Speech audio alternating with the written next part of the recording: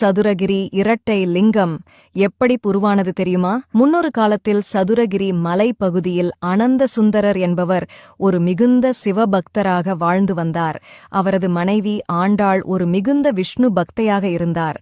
பக்தி வாக்குவாதம் இவ்விரு பக்தர்களிடையே சிவன் பெரியவரா விஷ்ணு பெரியவரா என்ற கேள்வி குறித்து அடிக்கடி பக்தி வாக்குவாதம் நிகழ்ந்தது.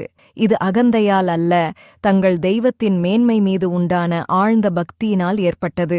இந்த சந்தேகத்திற்கு இறைவனிடமிருந்து நேரடியான விடை பெற அனந்த சுந்தரரும் ஆண்டாளும் சதுரகிரி மலைக்கு வந்து கடும் தவம் புரிந்தனர். அவர்களின் தூய பக்தியைக் கண்டு கருணைக் கடலான இறைவன் உலகிற்கு ஒரு பேருண்மையை உணர்த்த விரும்பினார். சிவபெருமான் சுந்தரருக்கு காட்சி கொடுத்தார். சிவபெருமான் அவரிடம் என்ன வரம் வேண்டும் என்று கேட்டார். ஐயனே, உங்கள் தரிசனம் ஒன்றே போதும் என்று கூறி தன் மனைவியும் சிவபெருமான் இடம் அழைத்து வந்தார்.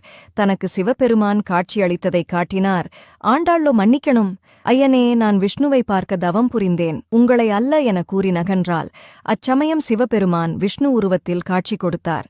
அரியும் சிவனும் ஒன்று. அதன்படி சிவபெருமானும் விஷ்ணுவும் ஒரே தலத்தில் ஒரே நேரத்தில் பக்கத்து பக்கத்தில் சுயம்புவாக தோன்றினர். தனித்தனி உருவங்களாக அல்லாமல் இரண்டு லிங்கத் திருமேனிகளாக இறைவன் அருள் பாலித்தார். இந்த தலம் சங்கர நாராயணர் தத்துவத்தை உலகிற்கு உணர்த்தும் தலமாக விளங்குகிறது. இந்த அருட்காட்சியைக் கண்ட அனந்த சுந்தரரும் ஆண்டாளும் தங்கள் பக்தி வாக்குவாதத்தை விட்டு அகந்தையை நீக்கி ஒருவரின் பக்தியை ஒருவர் மதித்து சிவவிஷ்ணு பேதமில்லை என்பதை உணர்ந்து இறைவனுக்கு சரணடைந்தனர். திருச்சிற்றம்பலம்.